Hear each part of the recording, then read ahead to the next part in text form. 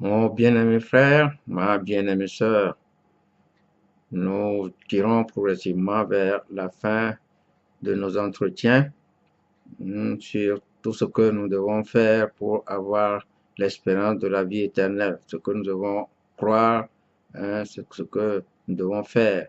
Et nous avons étudié nos derniers entretiens, c'est sur la nouvelle naissance et le baptême, et que la nouvelle naissance qui est donnée aussi par le vrai baptême. Et c'est par cela qu'on devient enfant de Dieu, fils ou fille de Dieu. Et vous savez que le droit à l'héritage s'obtient quand on est né du grand propriétaire qui est Dieu. Donc, c'est capital. Je dis que c'est ça qui donne le droit automatiquement. Et je veux te faire maintenant savoir que une fois que tu deviens enfant, ce n'est pas une finalité, ce n'est pas un point final, c'est plutôt un point de départ. Ce n'est pas une fin en soi. Parce que c'est la première chose, première condition. Il faut devenir enfant. Mais quand tu deviens enfant de quelqu'un, il faut vivre et plaire à la personne. C'est fondamental. C'est pour ça qu'il faut distinguer ce que certains pasteurs ne distinguent pas, deux compréhensions, deux sens au mot salut dans la Bible. Il y a le salut spirituel. C'est celui-là qui est donné par la nouvelle naissance, par le vrai baptême. Ça, c'est Dieu qui te le donne gratuitement. C'est si tu entends la bonne parole et tu crois en cette bonne parole, alors tu reçois la foi de Jésus-Christ qui te confère ce salut spirituel. C'est ce que Éphésiens 2 nous dit, que c'est par grâce que nous sommes sauvés par le moyen de la foi. Ce n'est pas par les œuvres, afin que personne ne se glorifie. Donc, c'est Dieu qui nous donne ça gratuitement. Ça, c'est le salut spirituel. Dieu met en toi son Saint-Esprit et fait de toi son enfant. Et pour ça, il n'y a plus de conditions comme pour Adam qui avait perdu le Saint-Esprit. Aujourd'hui, Dieu te donne le Saint-Esprit, c'est comme si un père naturel donne naissance à son enfant. Le sang, qui est la semence de cet homme, est dans cet enfant-là. Et le père ne peut plus retirer son sang de son enfant. C'est la même chose que Dieu fait pour toi aujourd'hui. Si Dieu met en toi son Saint-Esprit, tu ne peux plus le perdre comme Adam l'avait perdu. Tu deviens fils ou fille de Dieu pour toujours. Mais maintenant, il faut que tu vives selon les principes, selon les règles que ton père va te dicter. Ça, c'est le second sens du mot salut. Ça, c'est l'héritage maintenant. Il faut vivre pour plaire à ton père, demeurer dans l'amour de ton père pour que tu aies droit à l'héritage. Parce qu'un enfant désobéissant, un enfant qui ne se soumet pas aux règles, aux ordonnances définies par son père dans sa maison, le père peut le déshériter. Donc c'est exactement la même chose pour Dieu. Donc ça, c'est le salut que la Bible appelle le salut de l'âme. Le salut de vos âmes. Donc Pierre nous parle, il va voir 1 Pierre chapitre 1 là, parce que vous obtiendrez le salut de vos âmes pour fruit de votre foi. Si nous demeurons fermes, si dans la bonne croyance, fidèles, des enfants fidèles, alors nous ne perdrons pas l'héritage. Donc c'est ce point important. La nouvelle naissance nous procure plein de choses. Dieu nous donne son Saint-Esprit.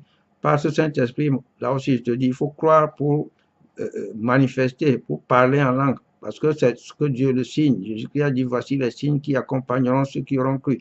En mon nom, ils chasseront les démons, ils parleront de nouvelles langues. Parler en langue, c'est que les gens ne se trompent pas. Ce n'est pas fini. Jusqu'à ce que nous entrons dans le royaume de Dieu, nous avons besoin de ça pour glorifier Dieu, pour louer Dieu. C'est pour adorer Dieu parfaitement. C'est ça, de ça que Jésus-Christ a parlé. Les vrais adorateurs adoreront le Père avec l'Esprit, en esprit et en vérité. C'est avec son Saint-Esprit que tu dois l'adorer, en parlant authentiquement en langue. Donc, c'est très important dans ta relation personnelle avec Dieu. Le croyant, le chrétien doit louer Dieu, magnifier Dieu. Dans la maison de Corneille, il dit que on entendait les gens de la maison de Corneille parler en langue et glorifier Dieu. Le jour de la Pentecôte, on a entendu les apôtres parler en langue et parler des merveilles de Dieu. Celui qui parle en langue ne parle pas aux hommes, mais à Dieu. Et c'est en esprit qu'il dit des mystères. Donc c'est important pour louer Dieu, magnifier Dieu. Donc il faut croire pour manifester ça, pour adorer Dieu parfaitement. Donc ça te donne un droit ça t'assure que tu as le Saint-Esprit de Dieu en toi et tu es enfant de Dieu. Maintenant, il faut vivre pour plaire à Dieu. Ça, c'est le Christ en toi. Maintenant, il faut que toi, tu sois en Christ. Tu ressembles à Christ. Il ne faut pas confondre Christ en nous et être en Christ. Dans Romains 8 dit qu'il n'y a donc maintenant aucune condamnation pour ceux qui sont en Jésus-Christ. Être en Christ, c'est marcher comme Christ a marché, dans l'obéissance, dans la soumission, dans l'humilité, dans l'amour. C'est ça, être en Christ. Donc, c'est pour toi que tu n'y aura pas de condamnation. Mais si tu choisis de vivre selon la chair, charnellement, dans la chair, non, tu ne vas pas plaire à Dieu. Parce que ceux qui vivent selon la chair ne sauront plaire à Dieu. Romains 8, lit le chapitre 8 de Romains, du verset 1 jusqu'au verset 14, tu vas voir. Donc, verset 12, il a dit, ainsi donc, frères, nous ne sommes point redevables à la chair pour vivre selon la chair. C'est la même recommandation maintenant, comme pour Adam, si vous vivez selon la chair, vous mourrez. Donc, vous n'aurez pas d'héritage si vous vivez selon la chair. Donc, le frère chrétien ne doit pas vivre dans la chair. Ça donnait aux attirances charnelles, aux passions charnelles. Ça ne plaît pas à Dieu. Si vous vivez selon la chair, vous mourrez. Ça ressemble exactement à ce que Dieu avait dit à Adam. Mais là-bas, la mort concernait la mort, la perte de l'esprit, la mort spirituelle entièrement. Ici, on dit l'esprit sera sauvé, mais c'est le corps spirituel que Dieu va te donner, tu ne vas pas le recevoir pour jouir. Tu n'auras pas d'héritage. C'est la perte totale de l'héritage. Et toutes les épîtres nous instruisent sur ça. C'est important, c'est fondamental de s'en tenir à tout ce que les les épîtres nous enseignent. Donc, il faut lire beaucoup. Quand tu deviens chrétien, il faut beaucoup. Tout nous est donné dans les épîtres à l'Église. Par exemple, en 1 Corinthiens, au chapitre 3, il est dit que ne savez-vous pas que vous êtes, ton corps est le temple du Saint-Esprit, le temple de Dieu, le Saint-Esprit de Dieu est en toi, et donc tu dois prendre soin de ton corps. Tu ne dois pas utiliser ton corps n'importe comment. Les grands péchés, les péchés les plus communs sont cités. Et en 1 Corinthiens 3, dont je te dis, verset 16, dit donc, ne savez-vous pas que vous êtes le temple de Dieu, que l'Esprit de Dieu habite en vous? Si quelqu'un, le verset 17 dit, si quelqu'un détruit le temple de Dieu, Dieu le détruira. Donc tu dois prendre soin de ton corps si tu deviens chrétien. Tu dois utiliser ton corps pour honorer le Saint-Esprit de Dieu qui est en toi. Et le chapitre 6 de 1 Corinthiens dit, verset 9, ne savez-vous pas que les injustes n'hériteront point? C'est dit aux chrétiens. Si tu es un chrétien, mais tu pratiques de l'injustice, tu n'auras pas d'héritage. Verset 10, ne vous y trompez pas, ni les impudiques, l'impudicité, l'impureté, ni les idolâtres, ni les adultères, ni les efféminés, ni les infâmes, ni les voleurs, ni les cupides, ni les ivrognes, ni les outrageux, ni les ravisseurs n'hériteront le royaume de Dieu. C'est dit aux chrétiens. Si tu es chrétien et tu choisis de vivre dans la chair, tu ne vas pas plaire à Dieu. Et beaucoup de références nous en parlent. Tout est permis, mais tout n'est pas utile pour le chrétien. Il faut prendre ce qui est utile pour toi pour conserver jusqu'à la fin ce que Dieu t'a donné, le privilège qu'il t'a donné pour être son enfant et l'héritage, la promesse qui nous est faite, nous, de l'Église de grâce, c'est le ciel, c'est pas le paradis, je te l'avais déjà dit. Donc, verset 11 de 1 Corinthiens dit, et c'est là ce que vous étiez, quelques-uns d'entre vous, mais vous avez été sanctifiés, mais vous avez été justifiés, vous avez été lavés, vous avez été sanctifiés, vous avez été justifiés au nom du Seigneur Jésus-Christ et par l'Esprit de notre Dieu. Donc, c'est le privilège qu'on reçoit, il faut garder ce privilège, préserver ça, être soumis, obéissant, ne pas vivre dans la chair. Dans le livre de Galates, ça nous revient, Galates 5, versets 19 et suite.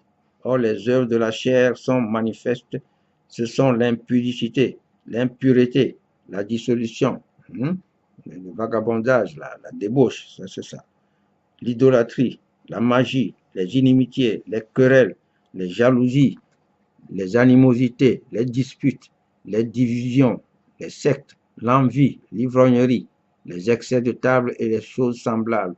Je vous dis d'avance, comme je l'ai déjà dit, que ceux qui commettent, les chrétiens qui commettent de telles choses, n'hériteront point le royaume. Donc, c'est ça l'héritage. Tu es enfant de Dieu, mais si tu fais ces choses, si tu ne marches pas selon le cœur de Dieu, tu n'auras pas d'héritage. Et le cœur de Dieu, concernant ça, tout ça, je dis, c'est dans les épîtres à l'Église, à partir de Romains. C'est la partie de la Bible qui nous est adressée à nous aujourd'hui, dans l'Église de grâce, dans le corps, l'Église du corps, qui a commencé depuis la Pentecôte. Il faut pas, tu peux lire l'Ancien Testament juste pour t'instruire. On dit tout ce qui a été écrit d'avant, c'est pour notre instruction. Mais pour ta pratique, regarde Romains, hein, Corinthiens, Galates, Éphésiens, Colossiens, jusqu'à Thessaloniciens, toutes les épîtres. C'est là où tu vas trouver ce que tu dois faire, comment tu dois vivre pour plaire à Dieu. C'est important. Le chrétien tu ne dois pas abandonner ta foi, tu dois persévérer jusqu'à la fin et surtout marcher par l'esprit. En priant beaucoup par l'esprit aussi, alors tu te fortifies spirituellement. Il faut donc croire pour manifester, pour parler en langue. C'est ça, prier par l'esprit. C'est la prière parfaite. Et avec ça, tu te fortifies spirituellement et le diable ne pourra plus rien faire contre toi. C'est avec la puissance de Dieu en toi, ce Saint-Esprit-là, que tu peux chasser les démons. Tu peux prendre d'autorité au nom de Jésus-Christ. Donc, je te conseille vivement.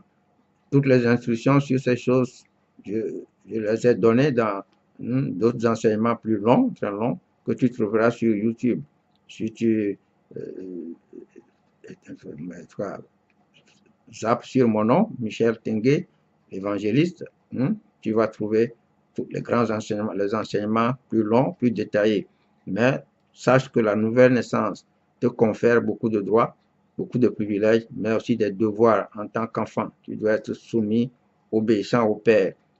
C'est important. Il ne faut pas abandonner ta foi. Il faut persévérer jusqu'à la fin. En Hébreu, par exemple, Hébreu chapitre 10, tu peux trouver là-bas à partir du verset 26. Car si nous péchons volontairement, si tu deviens enfant de Dieu, on dit celui qui est né de Dieu ne pêche pas, ne pratique pas volontairement le péché. Car si nous péchons volontairement, après avoir reçu la connaissance de la vérité, il ne reste plus de sacrifice pour les péchés, mais une attente terrible du jugement et l'ardeur d'un feu qui dévorera les rebelles. Celui qui a violé la loi de Moïse meurt sans miséricorde sur la déposition de 2 ou de 3 témoins. De quel pire châtiment pensez-vous que sera jugé digne celui qui aura foulé aux pieds le Fils de Dieu, qui aura tenu pour profane le sang de l'alliance par lequel il a été sanctifié et qui aura outragé l'esprit de la grâce. Donc, il faut tenir ferme, persévérer jusqu'à la fin, pour que la couronne nous soit donnée, pour que l'héritage. Donc, je dis exactement, c'est comme ton enfant. Tu as un père, tu as un enfant qui n'est pas obéissant, désobéissant, tu peux le déshériter. C'est la même chose pour Dieu. Tu deviens son enfant. Le droit de filiation ne se perd plus. C'est ta position. Tu es fils ou fille de Dieu. Mais si tu ne restes pas en parfaite entente, en parfaite soumission, communion avec ton père peut te déshériter. Tu peux perdre le droit à l'héritage. C'est ça le salut, la récompense. C'est ça la salut, récompense qu'on peut perdre, qui est l'héritage. Donc, si tu veux suivre intégralement tous les enseignements, tu peux les trouver sur YouTube. Donc, je t'encourage. Si tu veux nous contacter aussi, tu as mes contacts, tu peux me toucher. Alors, la prochaine fois, nous allons terminer sur quand est-ce que tu seras disponible d'entrer dans le royaume. À quel moment? Est-ce que c'est maintenant, quand tu meurs, ceux qui meurent tout de suite, est-ce qu'ils vont dans le royaume? Quand est-ce que ce serait disponible? Ce serait la fin qu'on va voir très prochainement. Que Dieu te bénisse et à nous revoir. Bye bye.